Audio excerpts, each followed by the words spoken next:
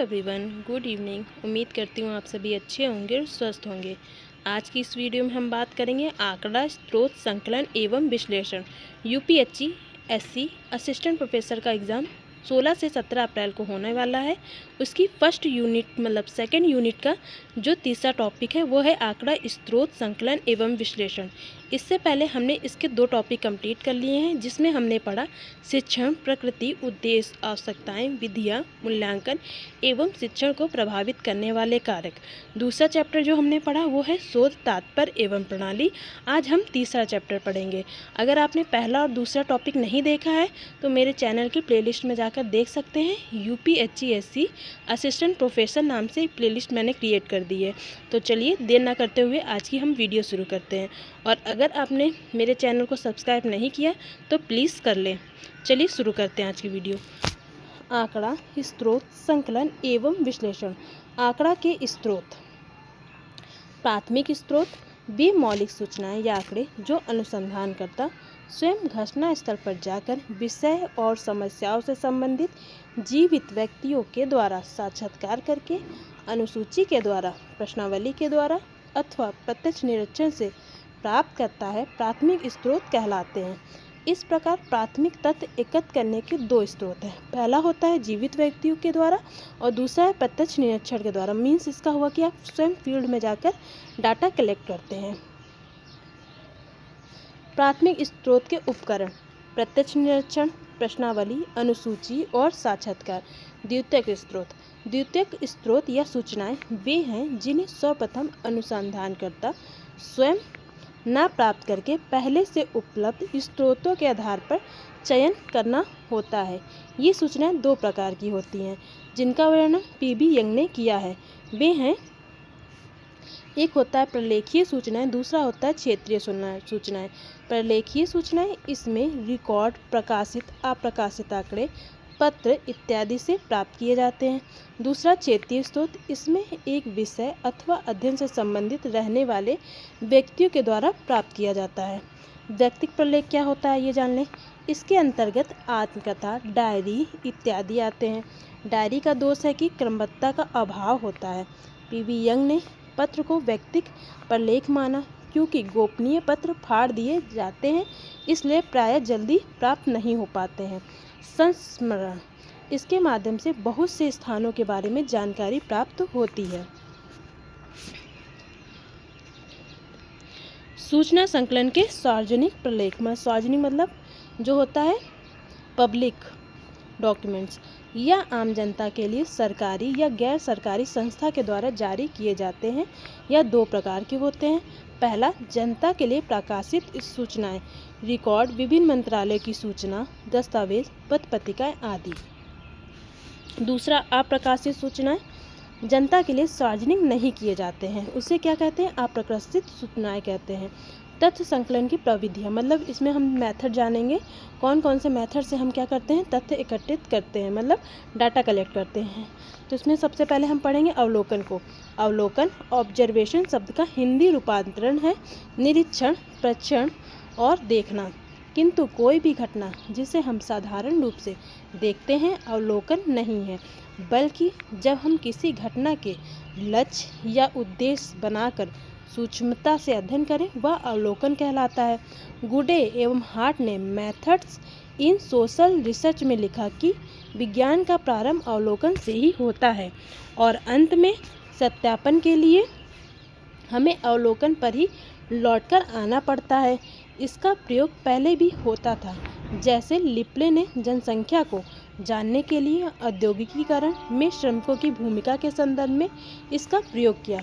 इसके अतिरिक्त John Herbert, लिंड आदि विद्वानों ने अपने अध्ययन में इसका प्रयोग किया है। पीबी यंग ने अपनी पुस्तक scientific social survey and research में लिखा है, अवलोकन स्वयं घटित होने वाली घटनाओं का उनके घटने के समय अपने नेत्रों द्वारा व्यवस्थित तथा जानबूझकर किया गया अध्ययन है। C.A. मोजर, जी. कॉल्टन ने survey method in social investigation में लिखा कि अवलोकन मुख्य रूप से नेत्रों और वाणी द्वारा किया गया अध्ययन है। अवलोकन अनुसंधान में प्राथमिक सामग्री संकलित करने का एक महत्वपूर्ण स्थान है। इसके द्वारा प्रत्यक्ष रूप से घटना स्थल पर उपस्थित होकर अवलोकनकर्ता द्वारा स्वयं सूचनाएं संकलित की जाती हैं। इस रूप में यह अत्यंत सरल विधि है। इसके अंतर्गत वे ही घटनाएं सम्मिलित होती है जिनका घटना स्थल पर उपस्थित होकर प्रत्यक्ष निरीक्षण के माध्यम से अध्ययन किया जाए। अवलोकन के अंतर्गत मनुष्य अपनी ज्ञानेंद्रियों, जिसमें मुख्य रूप से नेत्र, कभी कभी इसके साथ कान का प्रयोग किया जाता है, के माध्यम से सूचनाएं संकलित करता है। इन सूचनाओं का कभी भी प्रमाणीकरण और परीक्षण किया जा सकता है तथा घटना और उसके कारण का पता लगाया जा सकता है। अवलोकन की विशेषताएं। विद्वानों की परिभाषाओं के आधार पर अवलोकन की विशेषताएं निम्नलिखित है। इसके माध्यम से प्राथमिक सामग्री का संकलन किया जाता है।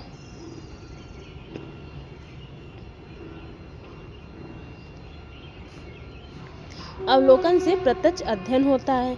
ज्ञान इंद्रियों का प्रयोग होता है। इसके माध्यम से सामूहिक व्यवहार का अध्ययन किया जाता है। यह एक उद्देश्यपूर्ण और सूक्ष्म अध्ययन है। इसमें कार्य कारण संबंध ज्ञात किए जाते हैं। नेत्रों के द्वारा किया गया अध्ययन होने के कारण इसमें निष्पक्षता पाई जाती है। अवलोकन के प्रकार।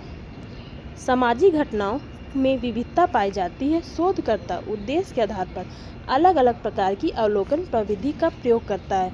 कभी उसे सामूहिक जीवन का अध्ययन करने के लिए घटना का भागीदार बनना पड़ता है, तो कभी घटना पर नियंत्रण स्थापित करना तथा कभी उसे स्वयं के ऊपर नियंत्रण स्थापित करके घटना का अध्ययन करना पड़ता। मतलब उसे क्या करना पड़ता है, अपनी भावनाओं को कंट्रोल करके किसी भी कल्चर या फील्ड में जाकर उसका अध्ययन करना पड़ता है। उसमें उसकी भावनाओं से वो प्रभावित नहीं होना चाहिए। कभी वह अकेले अवलोकन करता है और कभी कभी अनुसंधान के क्षेत्र के आधार पर सामूहिक रूप से निरीक्षण करता है, मतलब ग्रुप स्टडी करता है। इस आधार पर अवलोकन के कई प्रकार हैं, जो कि निम्नवत है। अनियंत्रित अवलोकन, इसे अनौपचारिक, अनिर्देशित, अनियोजित अवलोकन कहते हैं। इसका प्रयोग किसी सामाजिक घटना को उसका स्वाभाविक रूप से घटित होते हुए देखकर किया जाता है। अनियंत्रित अवलोकन का प्रयोग किसी समूह, समुदाय जैसे जनजाति या किसी समुदाय के दैनिक जीवन, रीति रिवाज, व्यवहार आदि को ज्ञात करने के लिए किया जाता है। यह दो प्रकार का होता है, सहभागी अवलोकन और असहभागी अवलोकन। सहभागी अवलोकन क्या होता है, आइए जान लेते हैं। इस अवलोकन के अंतर्गत अनुसंधानकर्ता घटना स्थल पर जाकर उस स्थान पर अपना परिचय देकर धीरे धीरे एक सदस्य की भांति घुल मिल जाता है, उसके दैनिक जीवन में भाग लेने लगता है। सहभागी अवलोकन की सफलता के लिए आवश्यक है कि अवलोकनकर्ता को उस समुदाय के विषय, उसकी संस्कृति और भाषा के विषय में पहले से ही थोड़ा बहुत जानकारी हो। इससे समुदाय विशेष का विश्वास आसानी से प्राप्त किया जा सकता है। मतलब अगर आप किसी समुदाय विशेष में डाटा कलेक्ट करने जा रहे हैं तो कोशिश कीजिए उस समुदाय के बारे में पहले से आप जानकारी कुछ रखिए, ताकि आप उनका विश्वास आसानी से हासिल कर पाएँ। इस संदर्भ में पाश्चात्य विचारकों का यह मानना है कि अवलोकनकर्ता को सहभागी अवलोकन में एक अपरिचित की भांति दैनिक जीवन में भाग लेते हुए बिना उद्देश्य बताए अध्ययन करना चाहिए, तभी इसमें वैज्ञानिकता आ सकती है।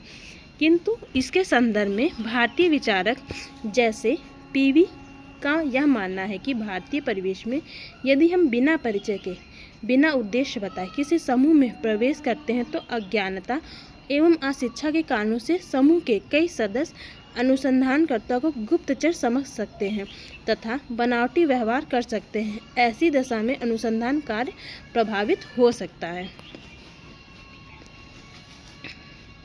असहभागी अवलोकन, इसके अंतर्गत भी किसी स्वाभाविक रूप से घटित होने वाली घटना का उसी रूप में अध्ययन किया जाता है।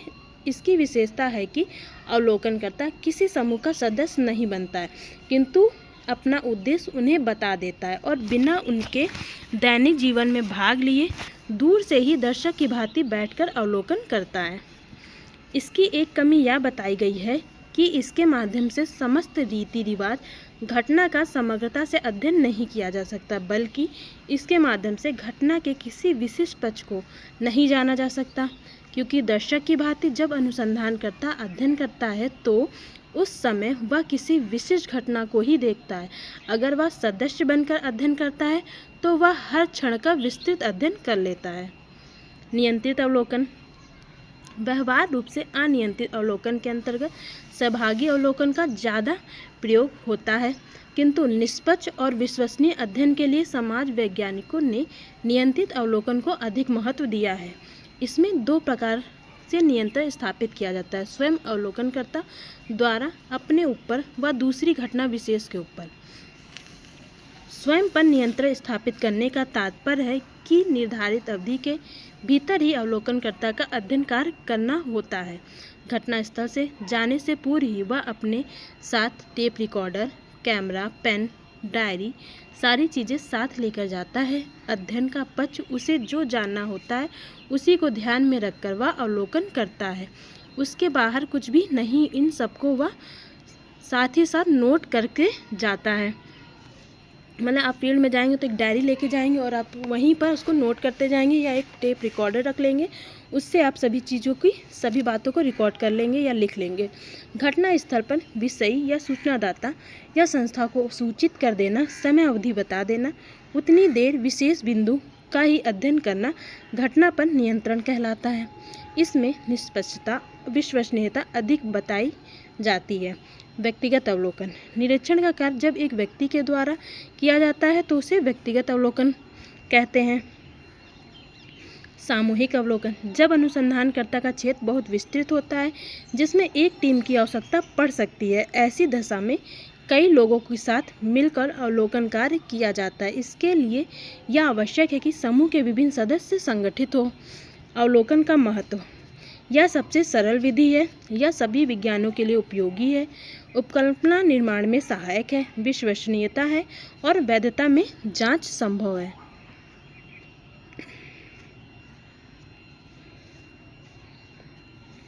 अवलोकन की कमियां ये जान ले। भूतकालीन घटनाओं के अध्ययन में अनुपयोगी उपयोगी नहीं है। ज्ञान इंद्रियों की सीमाएं, विचार, विश्वास, मूल आदि अमूर्त घटनाओं के अध्ययन में अनुपयुक्त, पक्षपात की संभावना। साक्षात्कार, इंटरव्यू में दो शब्द हैं, इंटर अर्थात भीतर प्रवेश करना और व्यू का अर्थ है विचार या देखना। इस प्रकार किसी व्यक्ति के अंतर्मन में प्रवेश करके तथ्यों का पता लगाना साक्षात्कार है। शाब्दिक आधार पर विचार करने पर हम पाते हैं कि साक्षात्कार अंग्रेजी के इंटरव्यू शब्द का हिंदी रूपांतरण है। साक्षात्कार एक महत्वपूर्ण प्रविधि है। यह साधारण रूप से प्रयुक्त साक्षात्कार शब्द से अलग है। इसमें सामाजिक घटना के विषय में तथ्य संकलित करने के दो या दो से अधिक व्यक्ति परस्पर वार्तालाप करते हैं। इसमें व्यक्ति का प्रायः आमने सामने का संबंध होता है। इसमें आवश्यकता पड़ने पर कभी कभी अप्रत्यक्ष रूप से वार्तालाप भी किया जाता है। साक्षात्कार एक मनोवैज्ञानिक और सामाजिक प्रक्रिया है। यह मनोवैज्ञानिक इस अर्थ में है क्योंकि इसके माध्यम से साक्षात्कारदाता के मानसिक जीवन में प्रवेश करता है और अंतर्निहित तत्वों को ज्ञात करता है। चूँकि यह समस्या समाज से संबंधित है, इसलिए यह सामाजिक प्रक्रिया भी है। इसे क्या कहते हैं? सोशल प्रोसेस कहते हैं।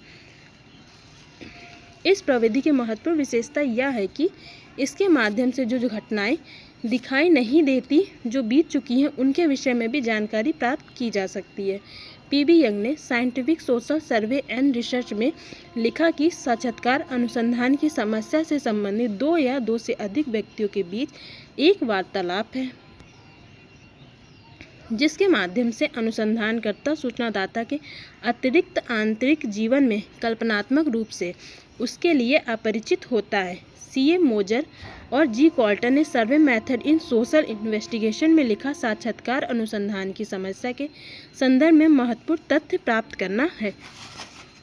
इसकी विशेषताएं, साक्षात्कार की विशेषताएं, यह प्राथमिक सूचना संकलन का माध्यम है। इसके माध्यम से अनुसंधान की समस्या के विषय में तथ्य प्राप्त किए जाते हैं। यह एक उद्देश्यपूर्ण वार्तालाप है। इसमें दो या दो से अधिक व्यक्ति होते हैं। इसके द्वारा अतीत के विषय में तथ्य प्राप्त किए जाते हैं। इसके द्वारा विचार, विश्वास जैसे अमूर्त तथ्यों को पता लगाया जाता है। इसमें प्रश्नों की एक सूची, साक्षात्कार पथ प्रदर्शिका होती है। साक्षात्कार के उद्देश्य, गुडे और हार्ट ने मेथड इन सोशल रिसर्च में 3 प्रकार के उद्देश्यों को बताया है। अतीत की घटना के संबंध में ज्ञान प्राप्त करना, अमूर्त तथ्यों जैसे विचार, विश्वास, मनोवृत्ति आदि का मापन करना। प्राप्त तथ्यों को मात्रात्मक रूप से अभिव्यक्त करना। साक्षात्कार के प्रकार, टाइप्स ऑफ इंटरव्यू। साक्षात्कार के प्रकार के संबंध में पीवी यंग ने scientific, social, survey and research में, गुडे एंड हार्ट ने मेथड इन सोशल रिसर्च में तथा मोजर एंड कॉल्टर ने survey method in social investigation में इसके प्रकारों का उल्लेख किया है। इन लोगों के विवेचन के आधार पर साक्षात्कार निम्नांकित रूप से दिखाई देती है। पहला है असंरचित साक्षात्कार। इसे अनस्ट्रक्चर्ड इंटरव्यू कहते हैं। इसे समाज वैज्ञानिकों ने अलग अलग नामों से संबोधित किया, जैसे अनियोजित साक्षात्कार, अनियंत्रित और अनौपचारिक साक्षात्कार। संरचित साक्षात्कार, स्ट्रक्चरल इंटरव्यू। पुनरावृत्ति। इसकी शुरुआत पहले लेजर्स फेयर ने परिवर्तन के प्रभाव को जानने के लिए किया था। सकेंद्रित साक्षात्कार, फोकस इंटरव्यू। इसका सर्वप्रथम प्रयोग आर.के. मर्टन के द्वारा किया गया। व्यक्तिगत साक्षात्कार, इसे पर्सनल इंटरव्यू कहते हैं। सामूहिक साक्षात्कार, ग्रुप इंटरव्यू। प्रश्नावली। प्रश्नावली व्यवहारपरक शोधों में आंकड़े संग्रह करने और शोध समस्याओं का अध्ययन करने का काफ़ी प्रचलित और लोकप्रिय साधन है। प्रश्नावली एक प्रश्नों की माला होती है जिसमें शोध समस्या संबंधित कई प्रश्न दिए जाते हैं, जिसे ध्यानपूर्वक पढ़कर प्रत्यार्थी उनका उत्तर अपने अनुभव के आधार पर देता है और पुनः उसे शोधकर्ता को लौटा देता है। मतलब प्रश्नावली क्या होती है, जो रिसर्चर होता है वो प्रश्नावली क्रिएट करता है और उत्तरदाता को दे देता है, और उत्तरदाता क्या होते हैं इसे फिल करके वापस कर देते हैं। और प्रश्नावली का प्रयोग किसके लिए किया जाता है, साक्षर व्यक्तियों के लिए किया जाता है। जो असाक्षर व्यक्ति हैं वो इसका प्रयोग नहीं कर सकते, क्योंकि अगर जो पढ़े लिखे नहीं हैं तो वो इसे भर नहीं सकते, इसलिए इसे साक्षर व्यक्तियों के लिए ही सिर्फ प्रयोग किया जाता है। गुडे एवं हार्ट के अनुसार मुख्यतः प्रश्नावली से अभिप्राय एक ऐसे साधन से होता है जिसमें एक फॉर्म के सहारे प्रश्नों के उत्तर दिए जाते हैं जिसे प्रत्यार्थी स्वयं भरते हैं। विल्सन गी के अनुसार प्रश्नावली बड़ी संख्या में लोगों से छोटे चुने हुए समूहों से विस्तृत क्षेत्र में फैला हुआ सीमित मात्रा में सूचना प्राप्त करने की एक सुविधाजनक पद्धति है।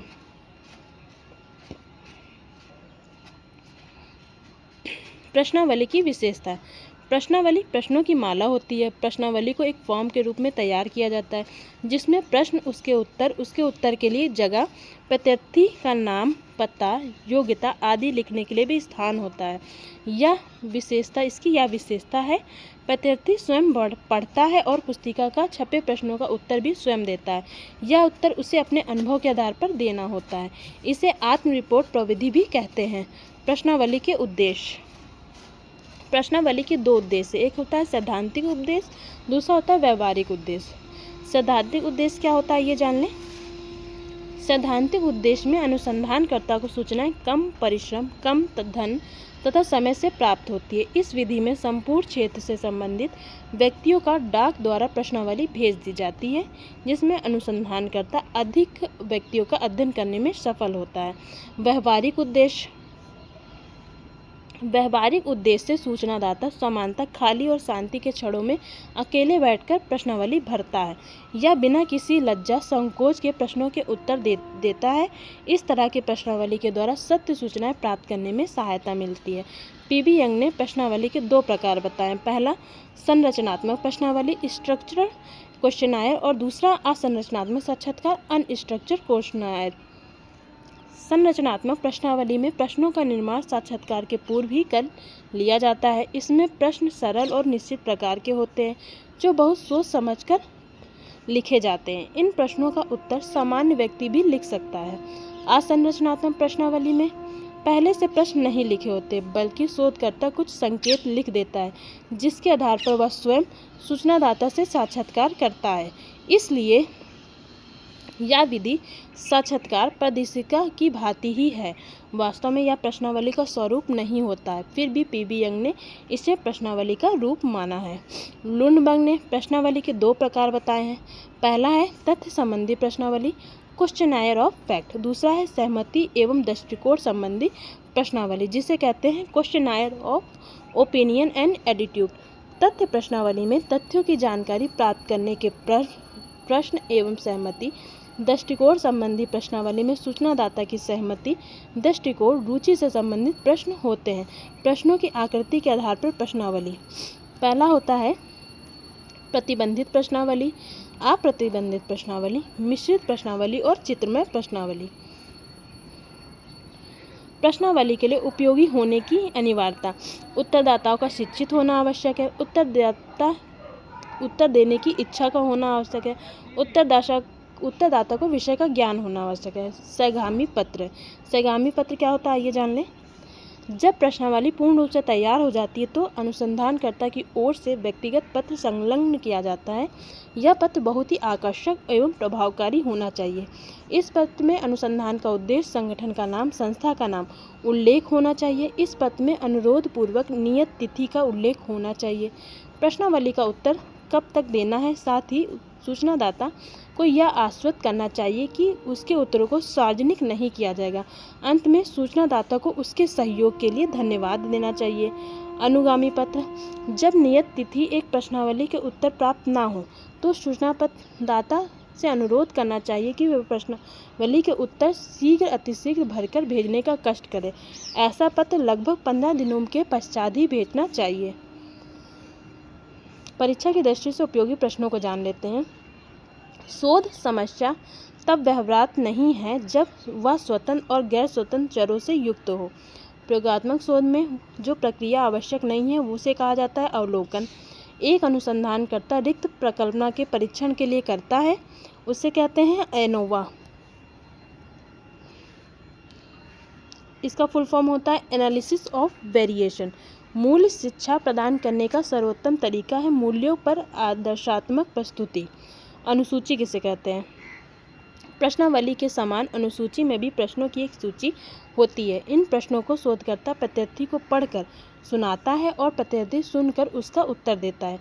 गुडे और हॉट के अनुसार अनुसूची मुख्यतः प्रश्नों के वैसे सेट को कहा जाता है जिसे भेंटकर्ता आमने सामने की परिस्थिति में दूसरे व्यक्ति से पूछता है और पूरा करता है। इसका स्वरूप किस प्रकार का होता है। अनुसूची प्रश्नों की सूची होती है। इसमें प्रश्नों को प्रत्यार्थी स्वयं नहीं पढ़ता बल्कि इन प्रश्नों का शोधकर्ता व साक्षात्कारकर्ता द्वारा स्वयं पढ़कर उन्हें सुनाता है। अनुसूची के प्रयोग के लिए आमने सामने का परिस्थिति का होना अनिवार्य होता है ताकि शोधकर्ता प्रत्यार्थी से सीधे प्रश्नों का पूछ सके। विशेषताएं। एक उत्तम अनुसूची की प्रमुख विशेषताएं हैं। एक उत्तम अनुसूची में सही या यथार्थ संचरण का गुण होना चाहिए। इसका भाव यह है कि अनुसूची का प्रश्नों का स्वरूप ऐसा होना चाहिए कि प्रत्यार्थी को वही सूचना मिले जो शोधकर्ता चाहता है। एक उत्तम अनुसूची की विशेषता यह भी है कि इसमें सही या वैज्ञानिक प्रश्नों को सम्मिलित करना चाहिए। अनुसूची के प्रकार। अवलोकन अनुसूची, मूल्यांकन अनुसूची, संस्था सर्वेक्षण अनुसूची, साक्षात्कार अनुसूची और प्रलेख अनुसूची। केस अध्ययन विधि, केस स्टडी मेथड, इसको हिंदी में कहते हैं व्यक्तिगत अध्ययन पद्धति। एक ऐसी विधि है जिसमें किसी सामाजिक इकाई के जीवन की घटनाओं का अन्वेषण एवं विश्लेषण किया जाता है। सामाजिक इकाई के रूप में किसी एक व्यक्ति, एक परिवार, एक संस्था, एक समुदाय, नीति, संगठन आदि को लिया जा सकता है। पीवी यंग के शब्दों में केस अध्ययन एक ऐसी विधि है जिसके द्वारा सामाजिक इकाई की जीवनी का अन्वेषण तथा विश्लेषण किया जाता है। गुडे एवं हार्ट के अनुसार केस अध्ययन सामाजिक आंकड़ों को संगठित करने का एक तरीका है ताकि अध्ययन किए जाने वाले सामाजिक वस्तु के एकात्मक स्वरूप को बनाया रखा जा सके। केस अध्ययन की विशेषताएं। इसकी विशेषताएं निम्नलिखित है।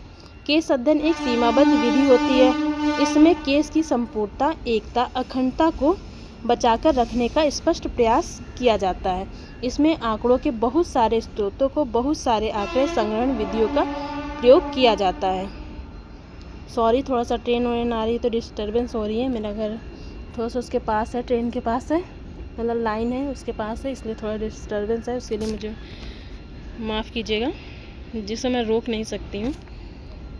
समय की व्यस्तता के कारण वीडियो बनाने का समय भी नहीं मिलता है और आप लोग चैनल को सब्सक्राइब भी नहीं करते हैं। अधिकतर लोग मैंने देखा कि 10% लोग ही चैनल को सब्सक्राइब किए, 90% लोग वीडियो ऐसे ही देखते हैं। तो आपसे एक गुजारिश है, अगर आप वीडियो देख रहे हैं तो इसे सब्सक्राइब ज़रूर कर लें। आपके सब्सक्राइब से कुछ आपका बिगड़ेगा नहीं, पर दूसरे का थोड़ा सा लाभ ज़रूर हो सकता है। चलिए शुरू करते हैं। सामाजिक शोध में अंतर्वस्तु विश्लेषण का प्रयोग। सामाजिक शोध के क्षेत्र में अंतर्वस्तु विश्लेषण एक नई प्रविधि है, क्योंकि 20वीं शताब्दी के आरंभ में समाजशास्त्र की एक नई शाखा विकसित हुई, जिसे हम संप्रेषण समाजशास्त्र कम्युनिकेशन सोशियोलॉजी कहते हैं। इसकी मुख्य प्रविधि अंतर्वस्तु विश्लेषण है। सामाजिक अनुसंधान में जो तथ्य हम एकत्र करते हैं वह बहुत जटिल होते हैं, क्योंकि उनका स्वरूप गुणात्मक होता है। इसलिए अंतर्वस्तु विश्लेषण विधि का प्रयोग करके इनको हम अंकों में परिवर्तित कर देते हैं। इस तरह से अंतर्वस्तु विश्लेषण जनसंचार के माध्यमों से संबंधित है, जो माध्यम आजकल समाज और मानव के रूपांतरण में महत्वपूर्ण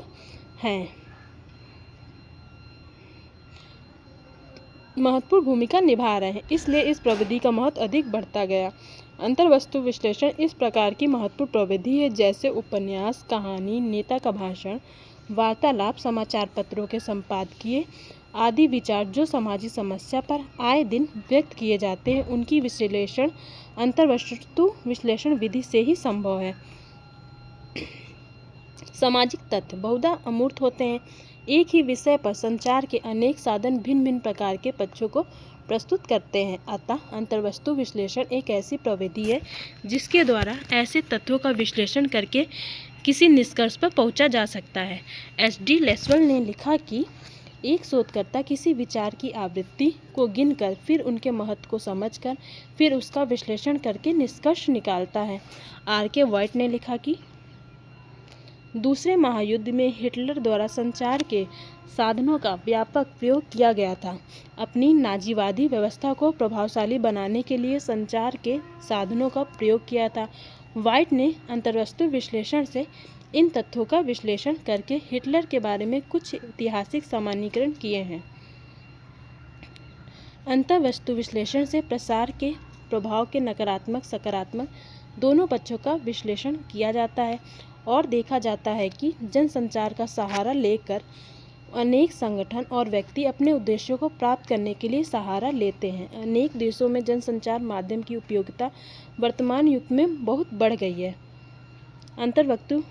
अंतर्वस्तु विश्लेषण, व्यक्तिक विश्लेषण, कंटेंट एनालिसिस और पर्सनालिटी एनालिसिस। अंतर्वस्तु विश्लेषण की सहायता से मानव व्यक्तित्व का भी विश्लेषण किया जा रहा है। उपन्यास, कहानी, वार्तालाप, लिखित सामग्री आदि के सारांशों का विश्लेषण करके लेखक के व्यक्तित्व के बारे में जानकारी प्राप्त की जाती है, जैसे गांधी की आत्मजीवन कथा, किसी समाज पर लिखे गए प्रलेख आदि। सीमाएं या समस्याएं।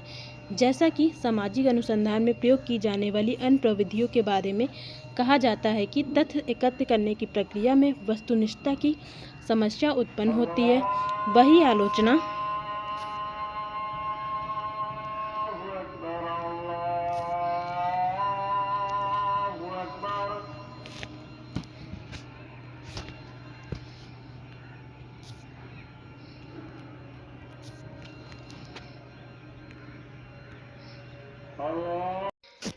सीमाएं या समस्याएं। जैसा कि सामाजिक अनुसंधान के प्रयोग में की जाने वाली अन्य प्रविधियों के बारे में कहा जाता है, तथ्य एकत्र करने की प्रक्रिया में वस्तुनिष्ठता की समस्या उत्पन्न होती है।